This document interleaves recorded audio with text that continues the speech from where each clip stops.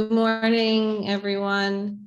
We are Erev Yom Kippur. Well, we're the morning before the evening, and the Torah portion, azinu, is, when I looked at it again, it's so much about Yom Kippur. And of course, that's exactly how Torah, my understanding is that's exactly how the rabbis set it up. So that we have certain parts of the Torah that we're reading leading us into holidays. So I wanted to kind of talk about two things that I saw in the Parsha, azinu, that for me directly speak to Yom Kippur and what it might mean and what practices we might do. Comes from the title that the rabbis gave to this portion, which again takes place the day of Moses's leaving the body.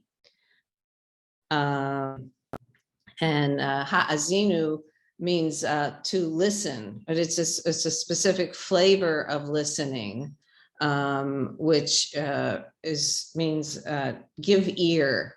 And the very first sentence, so Moses is singing a song, and the first sentence of the song is, give ear, O heavens, that I may speak.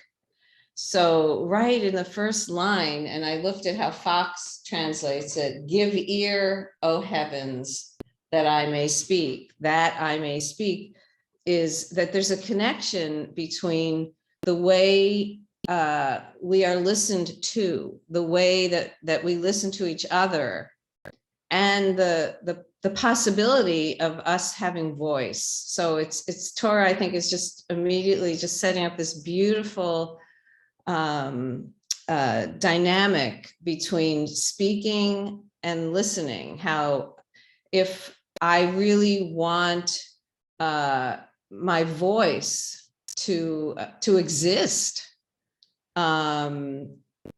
what has to co-arise with what comes out of me is a receiver.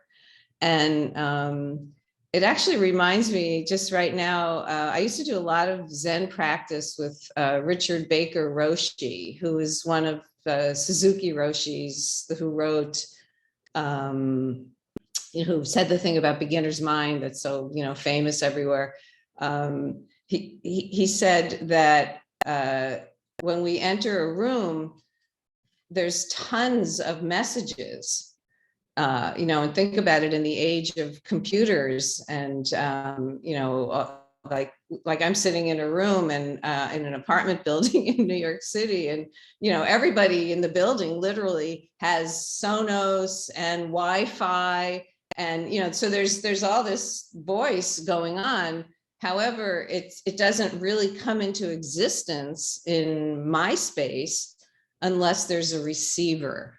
And he, at the time, this was like in the 90s, so Roshi Baker compared it to like a TV, that the energy of the TV channels is always going, but you don't hear it unless you turn on your TV and tune into channel 2. And so that's really what Torah is saying, that our voices co-arise with the quality of how we are listened to. And as we move into the Parsha, that is, and we see that the rock, which is like the first name introduced for the eternal in this Parsha, is really through Moses saying, you have all missed the boat. I mean, there's some really harsh, scary language here about the karma that human beings are creating on earth. And it's really coming through Moses from this godding energy. It's because you're not hearing me. You got to hear me, folks. And so, of course, the connection to Yom Kippur is so beautiful that, in our hearts, we might have spent the entire month of Elul. I know I did, rehearsing what I might say to this one and what I might say to that one. and that is important, because this is all about my own heart work. And I'm not saying you should speak to someone in the next 25 hours before Yom Kippur. There's no should, but just to be aware that maybe one of the reasons that I hold back from really saying what's in my heart, right, is my fear that really I won't be heard. That what's really deep in my heart, what I really want said, won't be heard. And Toyrah is saying, I think out of great compassion, yeah, so therefore you have no voice. So just to, for all of us, I think a compassionate way of encountering some of the real harsh stuff in this parsha, about how we have ruined the world and brought everything to its end over and over, which we see is true, is to understand that we have to show up and bring out our voice, and we can't do this alone. We need people to hear us, to listen deeply.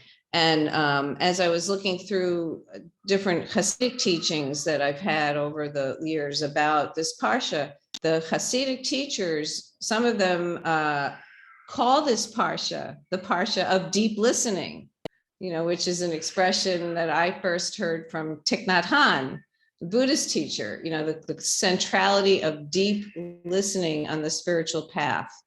And so in this end of the Torah, we're really hearing that deep listening is what the rock wants, the eternal presence wants, and that somehow our fundamental straying from the path that leads us to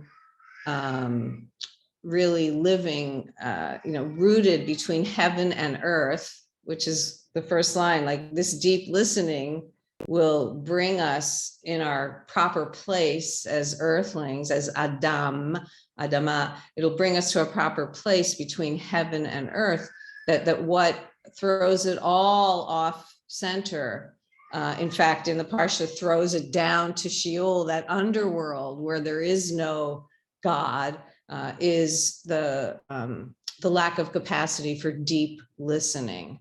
And so I was thinking, what's another connection between deep listening and Yom Kippur?